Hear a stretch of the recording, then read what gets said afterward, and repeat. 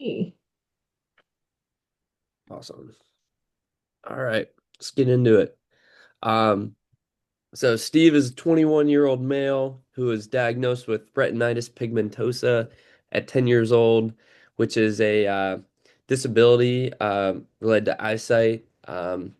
His night vision has sufficiently decreased in the past 5 years, it has continued to decrease progressively.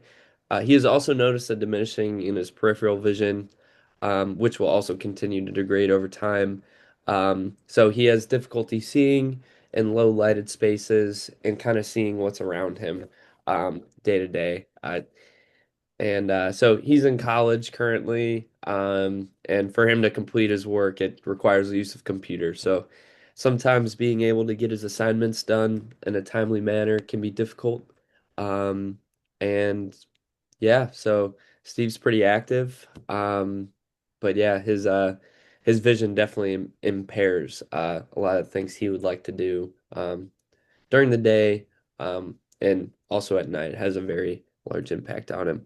Um, so before Steve came to college, most of his classwork was completed in pencil and paper.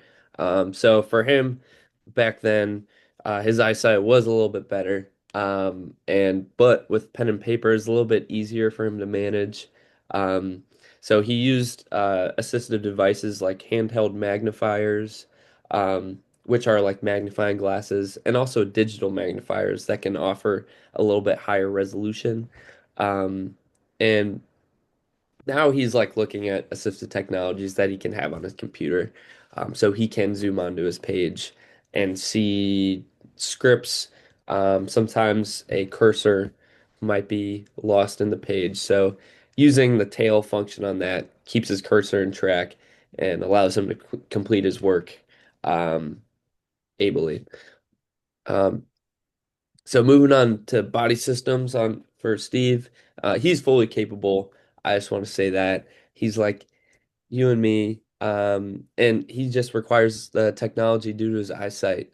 So retinitis pigmentosa, it's an inherited disease, and affects his eyesight progressively, um, initially at night, and then into peripheral vision loss, into total vision loss. Hopefully not, um, but basically it affects the light sensitive cells within the retina, so they just progressively degrade. Um, and Yeah, so basically, anything he might need would be due to his eyesight. Some of the things he was looking into was maybe a cane or a guide dog to possibly help him navigate some areas that might be prone for tripping or walking downstairs in a low light area can be very hard for him. So that's how his mobility is affected.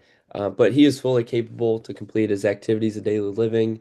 Um, he lives in an apartment with a roommate who's able to give him a hand, clean things up.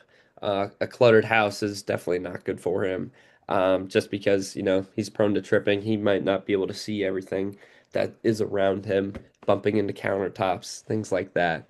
However, he's able to wash, clean himself, brush his teeth. He knows where everything is in his house. So that's easy access. He can just turn around. He'll know where something is. Um, and yeah, moving around close quarters can be pretty hard. But he tends to manage, just kind of getting to know his apartment. Um, so he's able to participate and do the things that he likes. He's able to hang out with friends and do the activities he likes. He likes being outside. In high school, he ran cross country and track, but I would say his junior, senior year definitely took a turn for the worse. Began noticing deficiency in his vision. And so he kind of had to switch gears a little bit. And his races were more just participation, unfortunately. But he was able to participate and be with the team that he really loved. Um, as with driving, unfortunately, he does not drive anymore, especially at night. In high school, he was able to. However, he has begun to phase that out a bit, but he's able to mostly participate in the activity he likes. Some of the goals for him. is definitely to travel. Um, using I would say Lyft services to help him get around without the driving can definitely be a help for him. And definitely looking at the usage of having a guide dog is what he would really like to do. Um, and I touched a little bit on the environment. So he lives in a two-story or a one-story apartment. It's got two bedrooms, and he uses it has an elevator there to help him get up to a floor if he needs to. But sometimes that goes out. He has to use a staircase.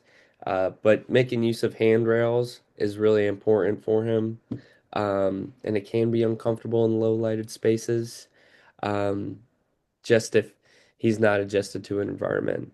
Um, Walking out of his apartment, he has two crosswalks on both sides that are fully accessible uh, with good lighting. So he's able to go out, cross the street if he needs to. Um, he doesn't really use a cane too much, but now and then he will. Like if he's got a feeling or if it's dark out, he can't really see. But any questions so far from you, Moy? Mm, so thank you very much for the very thorough introduction and background for Steve. I don't have any more questions. Okay. All right. Well, I'll turn it toward to you. Sure. So this client of yours, named Mary, is a 65-year-old woman who has post-stroke aphasia and right hemiparesis, which means she has difficulty speaking after stroke and has weakness in her right side of her body. So right after the incidence of the stroke, her condition was way worse. She has her aphasia was negatively impacted all aspects of her communication, including speaking, understanding, reading, and writing. After 6 months of recovery, while she still have some symptoms of the aphasia, her most of her speech function has come back, but and her comprehension was recovered, but still she has difficulty generating grammatical speech. Her speech is still fragmented, and she also still have weakness on the right side of her body. The use of assistive technologies. Right after the stroke, the Mary used to be in an attendant-propelled standard manual wheelchair, and her aphasia impacted her speech and comprehension so much she had to use a picture-based AAC device to communicate her basic needs. And as she's still recovering from the stroke, she now uses a walker to assist with her mobility. And since her language comprehension has come back, but she still produces very fragmented speech. She prefers using the text to speech function. She types on an iPad, and it produces speech for her for daily communication. Mm, Speaking of her body system structures, Mary has moderately decreased strength on the right side of her body due to the hemiparesis. She has full range of motion on her left side and limited range of motion in arm, shoulder, and leg on the right side of her body. She has impairment in coordination and balance due to muscle weakness on the right side. So she has high risk of falling without the walker or cane.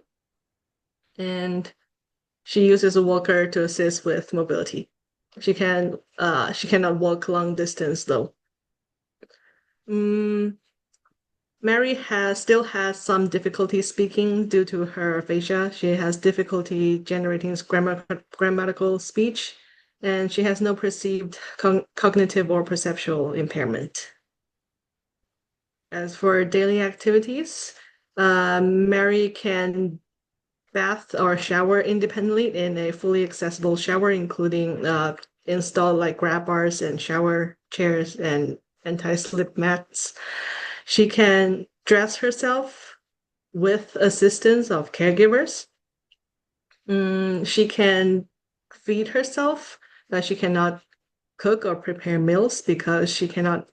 She has very weak. She has weakness in the right side of her body, and she used to be a righty, so she cannot like open jars or she cannot cook for herself. Gotcha. Mm, as I mentioned before, she need a walker or a cane to assist with mobility. She can perform personal hygiene independently in the modified bathroom. She can care for personal devices independently. For living environment, Mary lives in a one-story house with a couple of stairs leading to the front entrance, but no stairs inside the house. Her bathroom and shower is fully accessible with grab bars installed and everything. Uh, she has changed her bed to a adjustable hospital bed and with handrails to help her get in and out of the bed. Her house has Wi-Fi. She owns a smartphone, a desktop computer, and a tablet. Um, Her previous vehicle is not adaptive, so she can no longer drive it. And her daily needs are attended by her family member as a caregiver and sometimes a home health service staff. Her participation in the community, she used to be able to cook her own meals, but now with hemiparesis, she can no longer cook independently. She must rely on a caregiver or otherwise will have very limited food options. She is very frustrated with her communication skills and she has refrained from most of the social interactions, sadly. She mostly uses the text-to-speech function, but her typing speed is also slow, so it makes communication difficult, especially when making phone calls.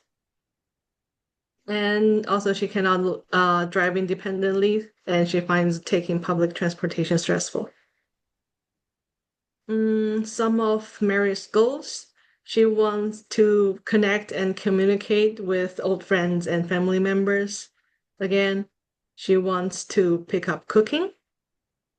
Um, she wants to be able to keep track of all her daily tasks because now with her condition, she needs to take a lot of medication and go to therapy, and just everything becomes slower and messier with after stroke. And she wants to be able to keep track of her daily life. She starts like forgetting things and forgetting to go to appointments. And she also wants to get around the city, go to places for appointments and for just for fun. But she has limited mobility and find taking public transportation stressful. So, do you have any questions on Mary? I don't think so, no. It was really nice to meet Mary, and I think you covered her very well. Awesome. Thank you.